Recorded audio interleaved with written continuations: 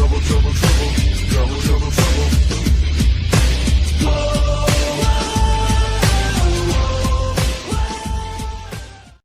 Hey guys, what's up? Pete back.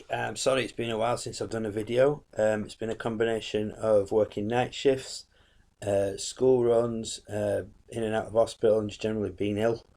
So it's been a while since I've done a video, and I've also had trouble with my internet, which I've had to wait for that to sorting out. But I'm back, and so I'm going to do a quick video, just like a recap of what's been going on Raw over the last few weeks. I'm pretty sure most of you will have watched it, but you know, I've had to catch up on everything because, like I said, I've had no internet for a while, so I had to catch up on everything. So I'm basically just going to go through the few highlights. I'm not going to do like full Raw reviews. I'm just going to skip through bits and bats.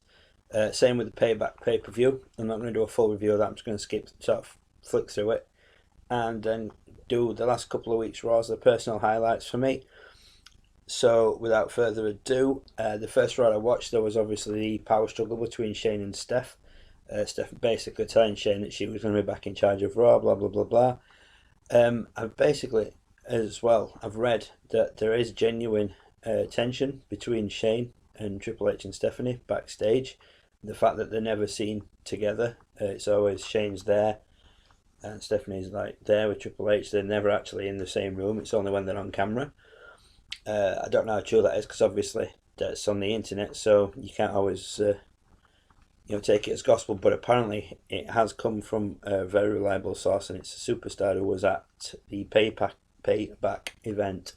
So whether it's true or not, like I say, I don't know, but it's one of those things. Finally got to see the in-ring debut of Anderson and Gallows, which I was really looking forward to. And it was great. They looked really good against the Usos, but then the pair of them got chased off by Roman Reigns, which, basically just outdid everything they'd just done. They looked dominant as a tag team. They looked great, and then they get chased off by one man. It just didn't add up. Then there was the Payback pay-per-view itself. Excuse me. The first pay-per-view of the new era. Kind of reminds me of back in the early to mid 90s when they started calling it the new generation, and Shawn Michaels was the leader of it. I don't know what the new era means. It basically just means that there's two different people in charge, and new people are getting a push, quite rightly so in some cases.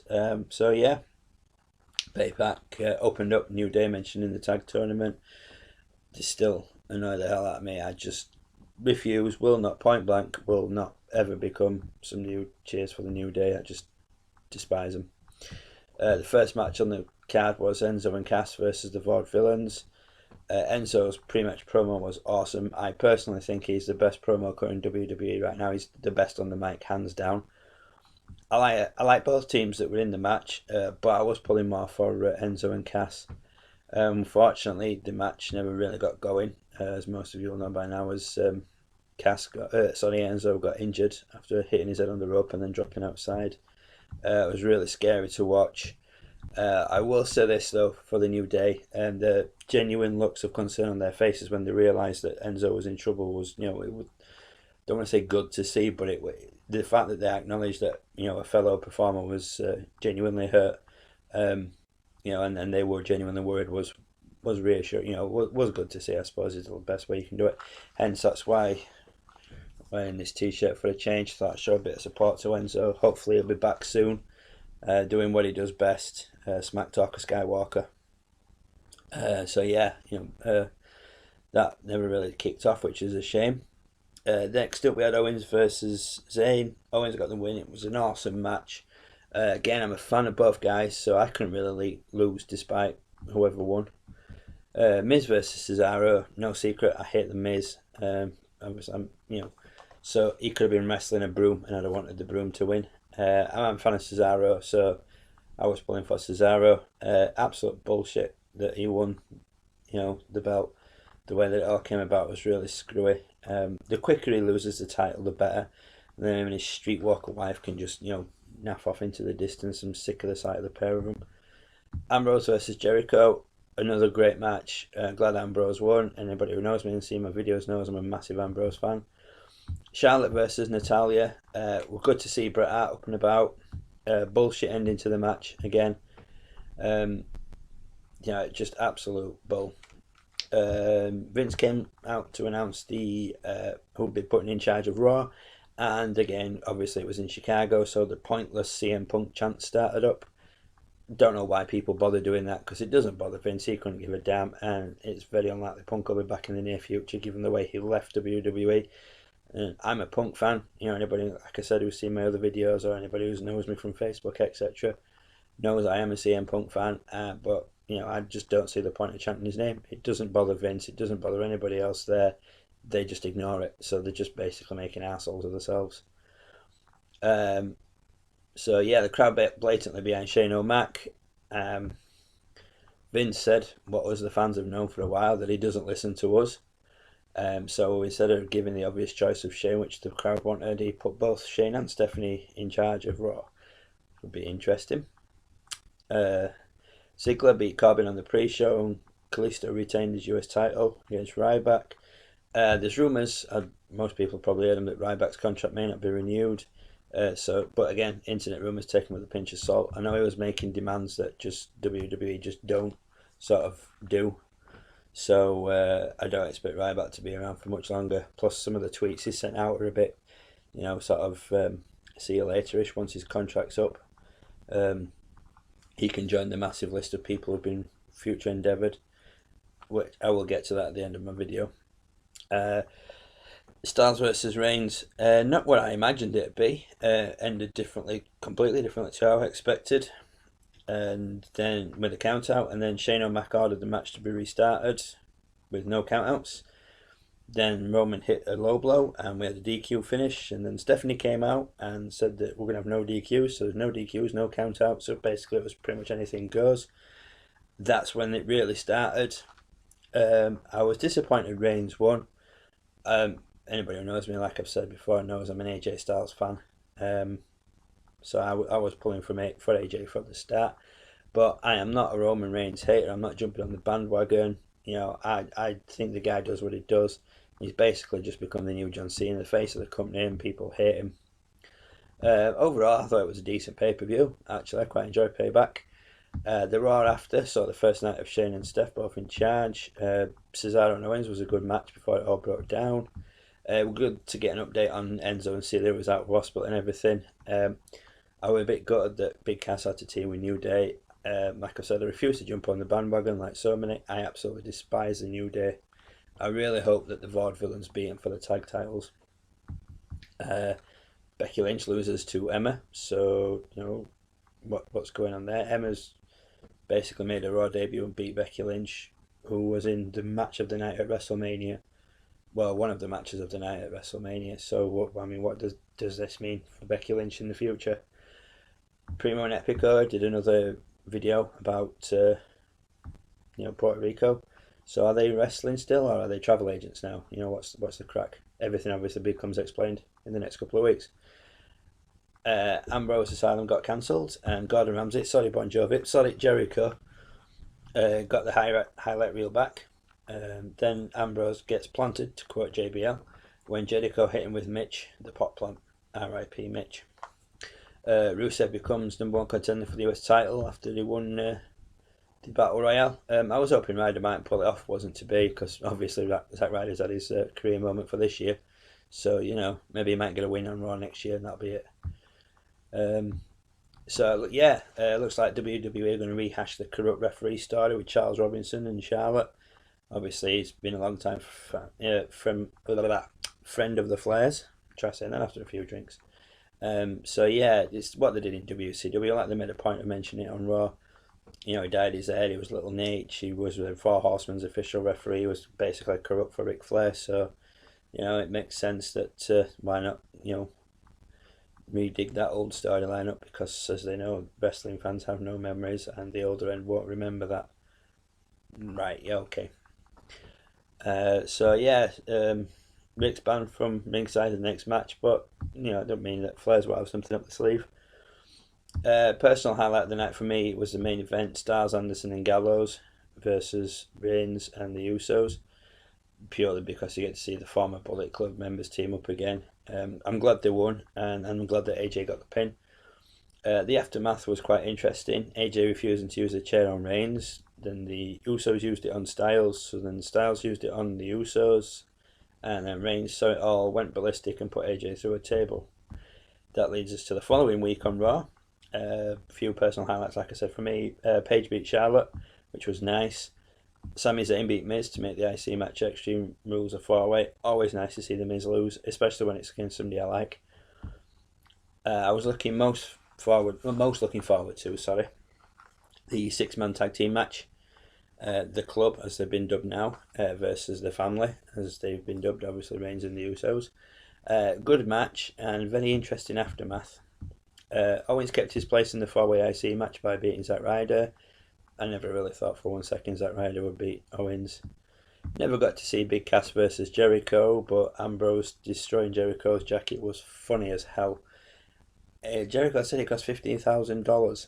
I've seen him online for less. I think they're about $300. So I think Jericho may be getting one off there. You may be able to get a few actually for the price of what he quotes that original one at. And that takes us up to this week on Raw, the 16th. As I record this, and it's now the 18th. It's the first chance I've had to watch this week's Raw. So yeah, so this week's Raw, we had a verbal between Styles and Reigns at the opening of the show that soon broke down. We had an interesting tag team match that came from a singles match that went awry, and it was an interesting match. Used the word interesting a lot there, but again, it had a pretty peculiar ending. I don't want to use the word interesting. Primo and Epico, can't talk, I don't know what's up, sorry, return with a new gimmick. It's basically Primo and Epico, Los Matadors, whatever. They had a squash match against two jobbers. So I'm just basically wondering how long it'll be before the novelty wears off. They run out of ideas for them, and Primo and Epico just become jobbers and stepping stones for people in the tag team division again. The Ambrose and Jericho confrontation, all I can say is damn, I am looking forward to this Asylum match. The cage match with the other added extras that Ambrose put in adds an extra element to it.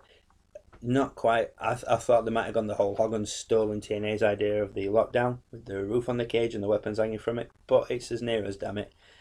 I just think this has the potential to be a great match, especially given the two people involved. So WWE have officially decided that Becky Lynch should be a jobber, seeing as she lost to Dana on her debut as well. So that's two people she's put over in 2 weeks.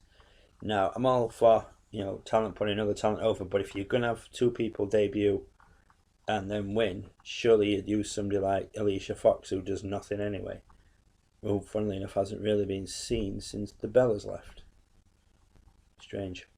So yeah, Alicia Fox should be your what did they used to call it? Refer to Brooklyn Brawlers, yeah. Talent enhancer or whatever it was. Basically, basically people look good and put new talent over.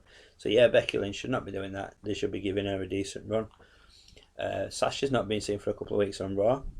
I don't watch SmackDown, so unless she's been on there, I don't know. Golden Truth finally debuted and lost. Vaudevillains destroying the New Day was brilliant to watch. Like I've said, hate New Day, like the Vaudevillains, so that was always a bonus. Anderson and Gallows lost to the Usos. It was a good match. I will admit it was a good match. Then in the aftermath, AJ hit Reigns with the Styles Clash onto a chair. Been wanting to see AJ get a bit ruthless for a while. I'm not a hater of Roman Reigns even, as I've said before, but I'm more of an AJ fan, as anybody who's watched my videos and anybody who knows me, will be aware of the fact that I am a massive AJ Styles fan. So, it was nice to see AJ get a bit aggressive. Like they said he needed to bring it out before Extreme Rules, and I think he did need to show some sort of signs of an aggressive side before the Extreme Rules pay-per-view. Big Cass beat Devon in what was a pretty quick match. So, it didn't go too long, but Big Cass got a victory, so it's always nice.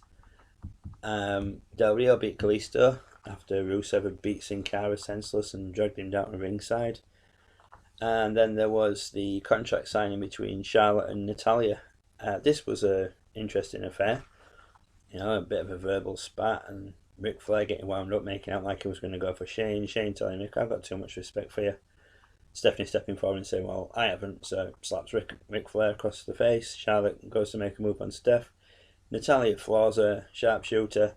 Charlotte left tapping out. So yeah, all in all, it's been an interesting few weeks in the WWE. On paper, Extreme Rules looks good. We'll just have to see how it plays out. So yeah, that's pretty much it. Just basically just to let you know that I've not abandoned my YouTube channel or anything. I am just been, ill, hospital, work, internet issues, everything's just piled up over the last few weeks. So that's why I've not done any new videos. Having said that, when I've posted this one today, I will be doing another video, and that'll be my Extreme Rules prediction video. I'll probably post that up on Saturday as I'm working Sunday, so that'll get posted up on Saturday. So yeah, I've got plenty of wrestling to watch still. I've got some NXT to watch, and I've got the Ring of Honor, the Global Wars event that happened recently. I don't know many results of that. All I do know is that Bullet Club have got a new member, and it's Adam Cole, baby. So yeah, I'm going to check that out as soon as I get a chance. So yeah, that'll do it for now, guys. Like I say, I'll be back in a couple of days with a new video, which will be my Extreme Rules prediction video. So until then, guys, stay cool. I'll catch you later. Hey guys, so it occurred to me whilst I was editing this video that I didn't actually mention any of the superstars that have been future endeavoured. So basically, Hornswoggle got released. No great loss. He should have been got rid of a long time ago, along with Mark Henry and the Big Show. Naomi or Cameron, whichever one it is. Cameron, whichever one it is that got released. No great loss, really, in the long run. Santino Morello, it's a shame he went. But he retired anyway. I didn't even realise he was still under contract to WWE. The one that really pissed me off is Damien Sandow's release. Damien Sandow was so much more than what WWE did with him. They absolutely wasted him. When they introduced him as the saviour to the masses, it was a great character for him. Absolutely brilliant. He played it to a T. Then he got dumped with Cody Rhodes in their tag team, the Rhodes Scholars. Then turned on Cody, and in a desperate attempt to make Cody a face and Sandow a heel when he won the Money in the Bank. It was the first person to fail cashing it in when he tried to cash in on John Cena and obviously got his ass kicked. Then they had him floating around. Then they dumped him with The Miz when he became Mizdow, Damien Mizdow, the stunt double. Got himself so over with the crowd, it was unbelievable.